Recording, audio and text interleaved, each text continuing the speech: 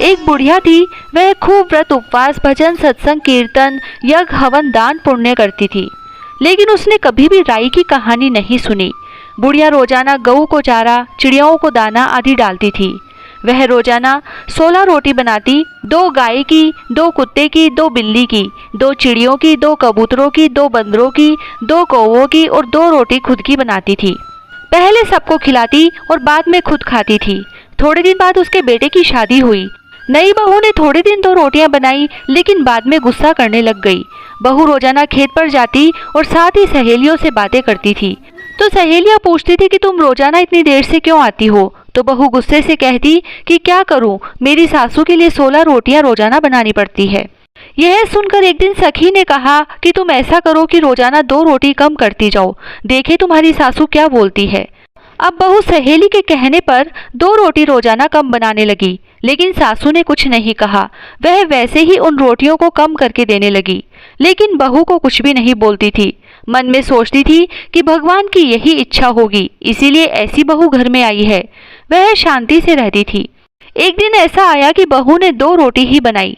बुढ़िया ने 2 रोटी में से सबको खिलाया और आखिरी ग्रास खुद ने खाया और पानी पीकर सो गई और भगवान के भजन करने लगी। लेकिन अब कुछ दिनों बाद बहू ने रोटियां बनाना ही बंद कर दिया। बुढ़िया ने कुछ भी नहीं कहा और भूखी ही भगवान का नाम लेती रही। एक दिन ऐसा आया कि बुढ़िया भूखी प्यासी मर गई। बुढ़िया मरकर बैकुंठ जाने लगी, लेकिन राई जी उसके आड़ी आड़ी आने लगी। बुढ़िया ने पूछा कि तुम कौन हो और मेरे रास्ते में आड़ी क्यों आ रही हो? राई ने कहा कि मैं तुमको बैकुंठ नहीं जाने दूंगी, क्योंकि तुमने मेरी कहानी नहीं सुनी। मैं कार्तिक के ठाकुर राई दामोदर भगवान की पटरानी हूँ और तुमको बैकुंठ नहीं जाने दूंगी। बुढ़िया को बहुत तकलीफ हुई और कहने लगी, मैंने तो आज तक किसी के मुंह से नहीं सुना कि राई की कहानी सुननी चाहिए। अगर राई की कहानी सुनने से बैकुंठ मिलेगा तो मुझे एक बार वापस नीचे भेजो। मैं वापस जाना चाहती हूँ और आप बताओगे वैसे ही कहानी सुन लेती हूँ। तब राई जी ने भगवान से कहकर बुढ़िया को वापस नीचे भेजा और कहा कि तुम 1.25 महीने तक राई की कहानी सुनो और राई मत खाओ, और फिर उद्यापन में 1 कटोरी राई की भरकर ऊपर ब्लाउज पीस और रुपए रखकर फिर उन्हें कलप कर राई दामोदर मंदिर में चढ़ाओ, तभी तुम्हें बैकुंठ मिलेगा।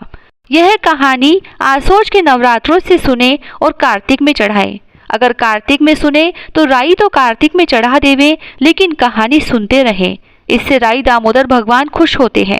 अब धरती पर बुढ़िया के शरीर को उठाने ही वाले थे कि उसमें प्राण वापस आ गए।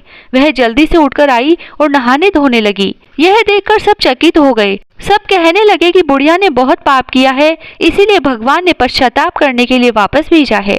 बुढ़िया सुनती रही, कुछ नहीं बोली, लेकिन बहू बोलती रही कि देखो सासू जी को, जो मरकर भी वापस जिंदा हो गई। पता नहीं किसमें जीव अटक रहा है, इनमें तो पहले से भी ज्यादा ताकत आ गई है। बहू तो सोच रही थी कि सासू से पिंड छूट गया, लेकिन उनको जिंदा देखकर वह बहुत परेशान हुई। अब इधर बुढ़िया ने बहू से कहा कि तुम मेरी कहानी का हुकारा भर लोगी क्या? तब बहू ने कहा, पहले जिंदा थे तब भी कथा कहानी कहा करते थे, और अब मरकर वापस आए तो फिर से वही कथा कहानी शुरू कर दी। ये सब तो ऊपर ही छोड़ आते। बहू ने खूब सुनाया, लेकिन बुढ़िया ने कुछ भी नहीं कहा। पड़ोसन के पास गई और कहा कि तुम मेरी कहानी का हुकारा भर लोगी क्या? तो पड़ोसन ने कहा कि हाँ भर लूंगी, मुझे तो कुछ आता नहीं है, हुकारे का ही पुण्य मिल जाएगा। अब बुढ़िया माई ने 1.25 महीने कहानी सुनी और राई की कटोरी भरकर ब्लाउज पीस और रुपए रखकर उसको कलप कर मंदिर में चढ़ाई। जैसे ही चढ़ाई उसके लिए सुंदर सा विमान आ गया। बुढ़िया विमान में बैठकर जाने लगी तो पड़ोसन को आवाज लगाई कि तुम भी चल रही हो क्या? पड़ोसन को भी बिठा लिया। आवाज सुनकर बहू आई तो बहू ने कहा कि सासू जी मैं भी चलती हूँ। सासू ने कहा, तुमने तो कहानी का हुकारा भी नहीं भरा, मैं तुमको नहीं ले जा सकती। बहू बहुत पछताई। बुढ़िया व पड़ोसन दोनों विमान में बैठकर बैकुंठ चली गई। हे राई दामोदर भगवान, जैसे बुढ़िया को बैकुंठ दिया वैसे सबको देना। कहता न सुनता न हुकारा भरता न अपने सारे परिवार की रक्षा करना। जय श्री राधे।